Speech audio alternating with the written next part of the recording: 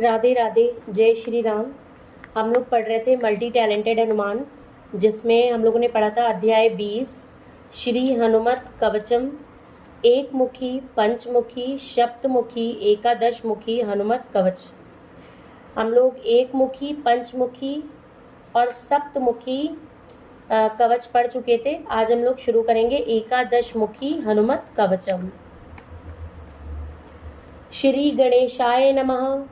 लोपा मुद्रोवाच कुंभोद्भो दया सिंधो श्रुतं हनुमतः प्रभो यंत्र मंत्रादिकं सर्वं त्वन्मुखो दीरितं मया दयां कुरु मयि प्राणनाथ वेदितुमुत्सहे कवचम् वायुपुत्रस्य एकादश मुखात्मनः इत्येवं वचनं श्रुत्वा प्रियायाः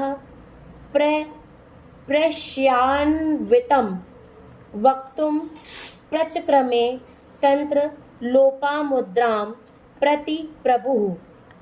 अगस्त्य पत्नी लोपामुद्रा ने महर्षि अगस्त्य जी से कहा, हे दया सागर, कुंभ से उत्पन्न प्राणनाथ, आपने तो मुझे अपने मुख से ही श्री हनुमान जी का यंत्र मंत्र तंत्र आदि सभी कुछ बताया। इसके अनंतर वायुपुत्र एकादश मुख वाले हनुमान जी के कवच को जानने की मेरी अपूर्व इच्छा है, जिसे दयापूर्वक आप बताने की कृपा करें। इस प्रकार अपनी प्रिय पत्नी के वचन सुनकर लोपामुद्रा से अगस्त्य जी ने इस प्रकार कहा। अगस्त्य उवाच, नमस्कृत्वा रामदूतं हनुमन्तं महामतिं ब्रह्मप्रोक्तं तु कवचं शृणु सुंदरी सादरात् सनत्तनाय च महच्चतुरान् नभाषितं कवचं कामदं दिव्यं रक्षः कुल निबर्हणं सर्वसंप्रदं पुण्यं मर्त्यानां मधुर स्वरे। अगस्त्य जी ने कहा, हे सुंदरी, सृष्टि विधायक ब्रह्मा द्वारा कथित एकादश मुख वाले हनुमान जी के कवच का मैं वर्णन करता हूँ, जिसे तुम श्रद्धा भक्ति से सावधानी पूर्वक सुनो। ऐसा कहकर अतुलित बुद्धि वाले रामदूत हनुमान जी को प्रणाम कर महर्षि अगस्त्य जी ने इस प्रकार कहा, हे प्रिय, चतुर्मुख ब्रह्मा समस्त अभीष्ट प्रद एवं संपूर्ण राक्षसों को नष्ट करने वाले तथा अणिमादि 8 सिद्धियों को देने वाले एकादश मुख वाले श्री हनुमान जी के पूर्णकारी कवच का वर्णन भगवत पार्षद सनत्नादिकों से मधुर स्वर में इस प्रकार किया। विनियोगः।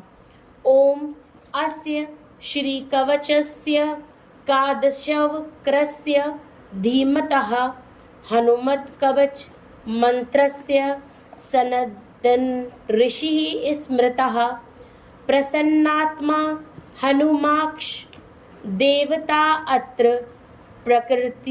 प्रकृतिता छंदो अनुष्टुपम समाख्यातं बीजं वायुसुत तथा मुख्या अर्थ प्राणशक्तिश्च विनियोगः प्रकीर्तितः सर्वकामार्थ सिद्ध्यर्थे जप एव मुदिर्येत विनियोग। हे सनद नादि महर्षिगण, इन एकादश मुख वाले हनुमत कवच मंत्र के नंदन ऋषि प्रसन्न चित्त वाले हनुमान देवता अनुष्टुप छंद वायुसुत बीज एवं मुख्य प्राण शक्ति रूप से है। इस प्रकार कहा, साधक को चाहिए कि वह दाहिने हाथ में जल लेकर ओम अस्य श्री कवचस्य का दशवक्त्रस्य इत्यादि देश काल का निरूपण करते हुए सर्व कामार्थी सिद्धिर्थे जप एव मुदीरयेत तक कहकर भूमि पर जल छोड़ दें। ओम स्फ्रेम बीज शक्ति घृतक पातु शिरो में पवनात्मजः इति अंगुष्ठाभ्याम नमः। ओम क्रौम बीजात्मा नयनो पातु मा वानेरेश्वरः इति तर्जनीभ्यां नमः। ओम छम बीज रूपी कर्णो में सीता शोक विनाशनः इति मध्यमाभ्यामां नमः। ओम ग्लौम बीजवाच्यो नासाम में लक्ष्मण प्राणदायकः इति अनामिकाभ्यां नमः। ओम वम बीजर्थ्यक्ष कंठ में अक्षय क्षयकारकः इति कनिष्ठिकाभ्यां नमः। ओम राम बीज वाच्यो हृदयं पातु मे कपिनायकः इति करतल करपृष्ठाभ्यां नमः। न्यासः ओम स्फ्रेम बीज शक्ति घृत पातु से आरंभ कर इति करत करतल कर पृष्ठाभ्यां नमः तक पढ़ें। कवचम ओम वम बीज कीर्तितः पातु बाहु में चाक्षिणी सुतः। ओम ह्राम बीजम राक्षसेन्द्रस्य सप्रः पातु चोदरम। सोम बीजमयो मध्यम में पातु लंका विदाहकः। हिरणीम बीजधरो गुह्यम में पातु देवेंद्र वंदितः। रम बीजात्मा सदा पातु चोरु में वर्धिलंघनम। सुग्रीव सविचवः पातु जानुनी में मनोजवः। कवच वम बीज युक्त अंजनी सुत मेरे दोनों भुजाओं की। राम बीज युक्त रावण के अभिमान को नष्ट करने वाले दर्पहा पेट की। 100 बीज सहित लंका विदाह नाभि की। ह्रीम बीज वाले देवेंद्र वंदित गुप्तांग की। रम बीजात्मक वार्धि लंघन दोनों जंघाओं की। सुग्रीव मंत्री मनोजव मेरे जानू यानी घुटनों की रक्षा करें। आपाद मस्तकम पातु रामदूतो महाबलः। पूर्वे वानर वक्रो माम च अग्रेयम क्षत्रियांतकृतम। दक्षिणे नारसिंहस्तु नैऋत्यां गणनायकः। वारुण्यां दिशि मामव्यात् खगवक्रो हरीश्वरः। वायव्यां भैरवमुखः कौबेर्यां पातु मे सदः। क्रोडास्यः पातु मां नित्यमीशान्यां रुद्ररूपघृतम्। ऊर्ध्वं ह्याननः पातु गुह्यादतः सुमुख स्थिता। पादौ पादतले पातु द्रोणाचलधरो हरिः। इसी प्रकार महाबली रामदूत पैर से लेकर मस्तक पर्यंत मेरे सभी अंगों की रक्षा करें तथा वानर मुख वाले पूर्व दिशा में, परशुराम आकृति वाले आग्नेय में, नरसिंह वक्त्र वाले दक्षिण में, गणेश मुख वाले नैऋत्य में एवं गरुड़ मुख वाले कपीश्वर पश्चिम में, भैरव मुख वाले वायव्य में, वाराह मुख वाले उत्तर में, रुद्र मुख वाले ईशान दिशा में मेरी निरंतर रक्षा करें। ऊर्ध्व में ह्यानन द्रोणाचलधरो हरि मेरे पैरों की रक्षा करें। रामस्तु पातु मां नित्यं सौम्यरूपो महाभुजः एकादश मुखस्येतद् दिव्यं वै कीर्तितं मया रक्षोघ्नं कामादं सौम्यं सर्वसम्पद्धिघ्याकं पुत्रदं धनदं चोग्रं शत्रुसम्पत्तिमर्दनं स्वर्गा अपवगदनं दिव्यं